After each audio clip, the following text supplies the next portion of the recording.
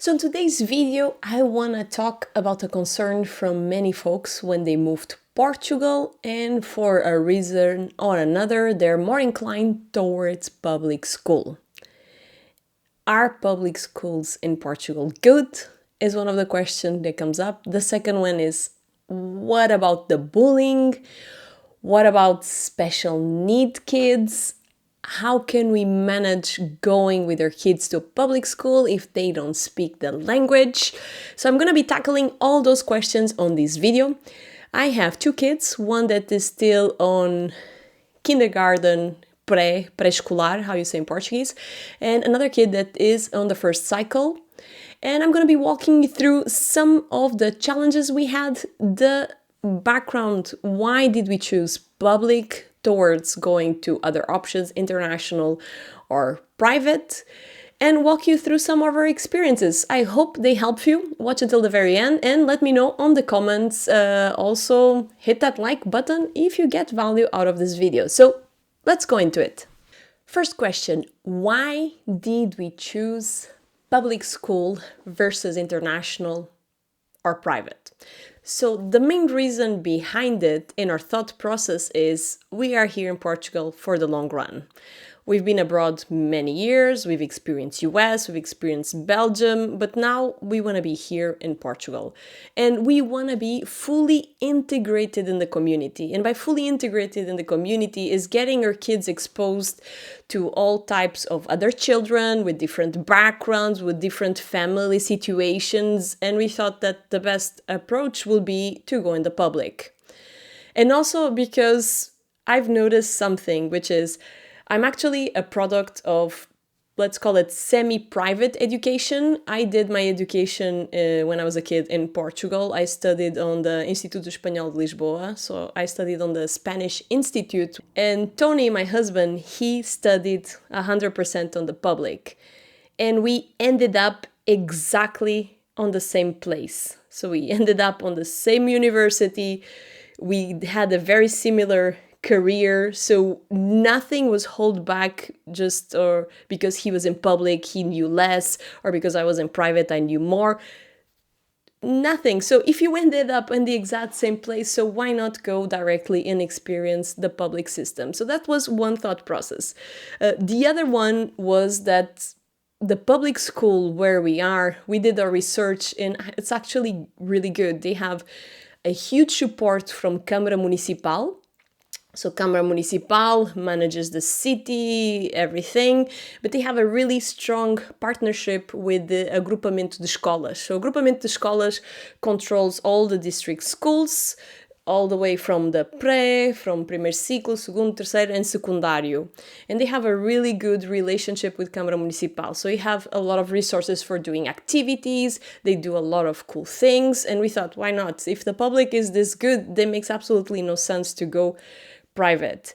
And we also got the feedback from folks that we met that for a couple of years they stayed in private, and then some schools in private go all the way until the end of the second cycle. Then they need to go into the public secundário, and they had a huge cultural shock because they weren't used to the dynamics of the class, they weren't used to different types of kids, and they felt that they struggled more.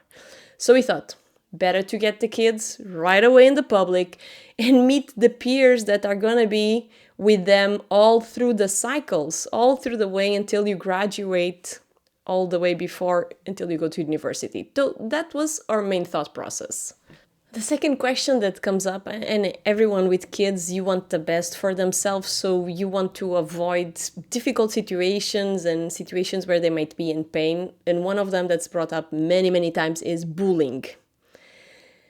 And bullying happens very simply because there's lots of different kids.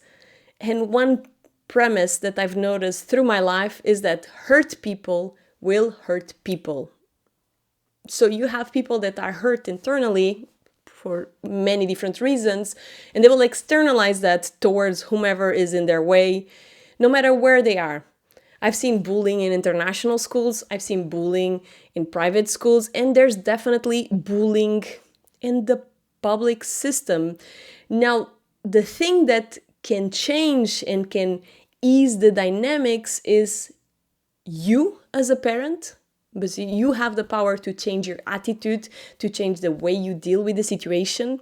So for us, our approach, and yes, our kids have been bullied, one more than the other, and our approach has always been to get as involved as possible. We do have something riding in our favor, which is we speak Portuguese. We are fluent in the language. If you have a commitment to stay in Portugal long term, don't be that expat. Learn Portuguese. Your life is gonna explode in so much goodness once you learn the language. So many doors open to you and friendships, on community, on giving back, on sharing your knowledge. So please learn the language. It makes a huge difference in your life, especially if you're going public. It's hard, I know, but it's so worth it. It's so worth it. So back into the bullying situation. So our approach has always been to be really involved. And by being involved is first handling the situation with the teacher, which is the first person that you have as a point of contact. Dealing with the teacher, trying to explain what happened, trying to understand the dynamics. Was one kid precipitated the other, which sometimes happens. Our kids are not saints, and sometimes they precipitate a situation that ends up poorly. So trying to understand that. After understanding that, the bully continued. So the next step was talking with the teacher. We had the contact from the other parent, and we tried to approach the situation of, I know kids are kids, sometimes they get excited, they get a little physical. Can you just have a word with your kid just to minimize, because he takes it personally, he feels bad afterwards. So just to minimize, and things will kind of disappear, not happen, then they will happen again, and we will contact the parent. So it's just like, is a little bit of this swing that you need to do, because you're in a community, these other people are in the community, and you try to work with them. Always when the parents are reasonable on the other side is much easier.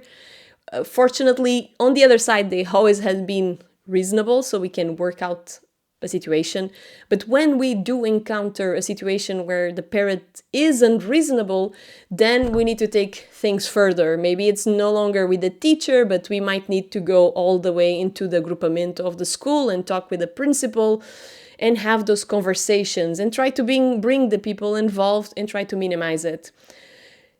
What is something else that you as a parent can do is get involved in going into your kids' classes. You can do that. You can ask your teacher. Just the other day, I was reading a book on my older kids' class, and it was actually a book about avoiding to be a bully. Not literally don't be a bully book, something a little different, more about respect your peers and play nicely. But I thought, okay, this is the way to do it. You go and you try to pass on good values for all the children. And once you're there, once I was there and I saw some of the kids that were a little bit rough towards mine, you can see that they're actually really good kids. Sometimes they just have challenges to deal with their emotions. I mean, for God's sake, even us grown-ups, we have challenges to deal with emotions. So we need to cut some slack to these kids as well. So just to give you an example, if you put in public school, get ready to be involved, because that's the only way things are going to work out well for your kids. Is you're involved in the community, you have open conversations with the teacher. Ideally, you are a parent, you're like let's call it the parent leader or the representative of the parents. It's even better because then you can reach and talk with different instances of the education system. That makes a huge difference. And the other one is just go to the school. Every opportunity you have to see your kid, to participate in activities, to contribute, to go there to talk about your job, what you do, things, just go there. I feel that once the other kids know you, they also are less prone to mess with your kid or be bad to them, because actually their parent came to the class and did something fun with them.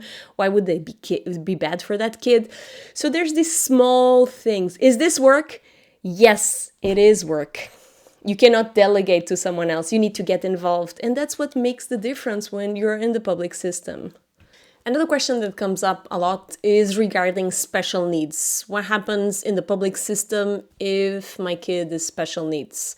So in the realm of special needs, there's a huge spectrum of issue situations, of degree, of the impact that special thing that's happening to your kid is impacting them. I can talk about our own experience. So the following thing happened to us when our older kid on the very beginning, he was having a challenge acquiring the language. So they spoke exclusively English when we moved. And the older was having a little challenge to pick up the language, and it was having a little challenge with the letters, the alphabet, and everything. So the teacher immediately reached out to us and told us, you should have your kid and check him through what they call an assessment, psychological assessment of their ability to acquire knowledge, to see if he has something, if he is in any type of spectrum or dynamic. Just go and do that test. And that was what we did. Unfortunately, this test is not something that it's sponsored by the government, so we had to pay out of pocket. That was no problem. We went, he did a whole bunch of tests, so ability to learn, to identify patterns, to express himself, and so on. And what came out of that document was we can't really assess anything specifically, which we were very happy that there's nothing wrong with him, but we do encourage you very heavily to check his hearing. How well is he hearing? And we did notice that there was something, but because he only spoke English, we kind of discarded it, or there was so much going on. When you move to a new country, there's so much going on, and you're in a new country, a new house, a new school, that these things just didn't pop up on our radar. So that's the next step. So we took our kids into checking his ear, and he did had an issue. So he did had to have a procedure where they put a little tiny tube on his ear, which improved dramatically his hearing ability. So basically in 1 year, he was hearing really, really low, which was impairing his acquisition of the language and the sounds, and he wasn't progressing as fast as his peers. So what happened next? Once that was identified, in the process, he was a little behind his colleagues, so we invoked, so there's a measure that the teacher can invoke, which is medidas especiais.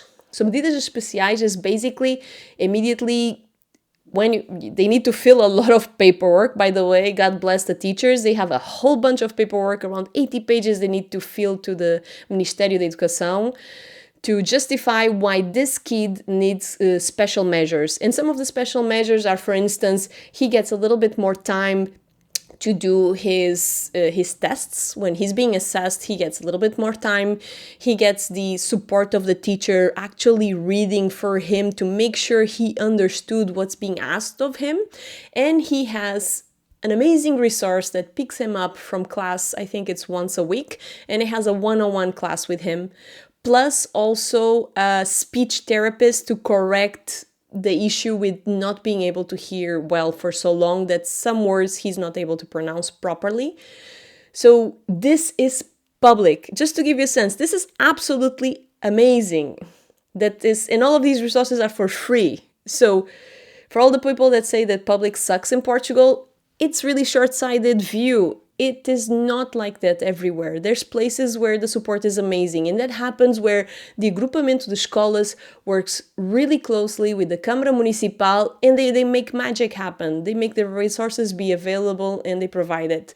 So since having that support, my kid was able to pick up the language, so he makes less mistakes, and he's able to hear well.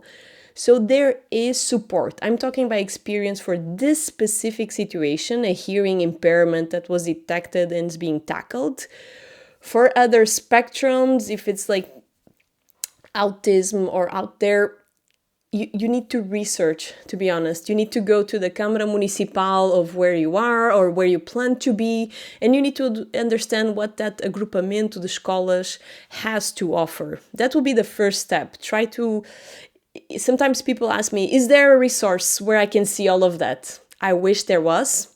unfortunately there isn't. So you kind of need to go researching. I was lucky that the place I chose to live has an amazing Câmara Municipal and a grupamento that's willing to change and adapt, and so far is working really well for us.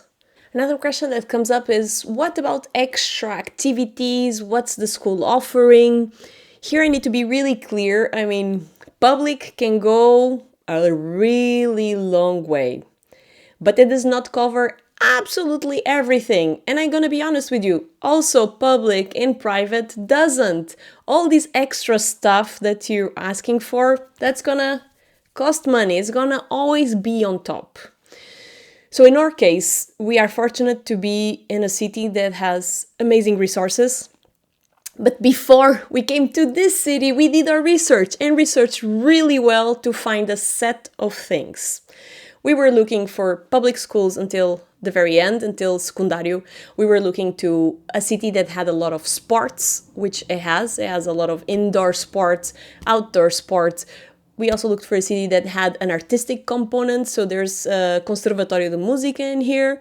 So there's a lot of things going on. So we supplement the public system with all these extra activities. So our kids are in the Conservatório de Música, the oldest is on the piano, the youngest just started violin. I actually, myself, I'm learning piano as well, so I can give a little bit more assistance to my kid and also help the youngest understanding the whole notes and all that jazz. In addition to that, they are doing sports, they do paddle, they go swimming, so you need to complement with those activities. You cannot expect the public system to be equivalent to a Montessori school. I mean, it is not.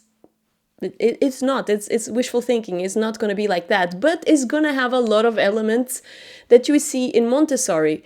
So in the on the kindergarten, I see that the teacher tries to give them a lot of autonomy, a lot of responsibility. They rotate this responsibility of doing a check calendar, who's present, who's not. Then they take this information into the canteen, so they know how many meals they need to prepare. So there is a level of autonomy. They do have activities where they need to sit and go through them, but they have the ability to then have times where they can go play. So these things happen, and teachers are open for ideas. I mean, you can go there and read a book, so you're making that moment for your kid and other kids special. So the thing I would say is, if you're in public, you really need to get involved to provide the best for your kids. And also you can go pick up your kids early. They don't need to stay for the extra activity that they have there. You can pick them over earlier and take them to different experiences, to museums. So a lot of that extra that you see in a Montessori school, and you pay a lot for it, you as a parent, you can offer that. And they will enjoy it much more because they have your company. I hope you enjoyed this video. Let me know down in the comments what are your questions, what you like to know more. Again, my take is, if you go towards the public, you need to make a couple of efforts. First of all, please learn the language. It makes a huge difference and it's going to help your kids. Second one, be an involved parent. Go to those meetings, participate, ideally be the representative, go to your kids' class to teach, to read books, etc. The third one is complement the public with extracurricular activities that you do with your kids. That's a lot of offer across Portugal. You can do so many cool things. So you need to get involved, and that's going to make a huge difference for the experience of your family. Now, if you want to learn about how to search for the best public school and how to get a glimpse of what could be a good school, I have a video here or there that I'll leave you the video link that goes through all that regarding public schools. Thank you so much. I hope to see you on the next video. Until the next time.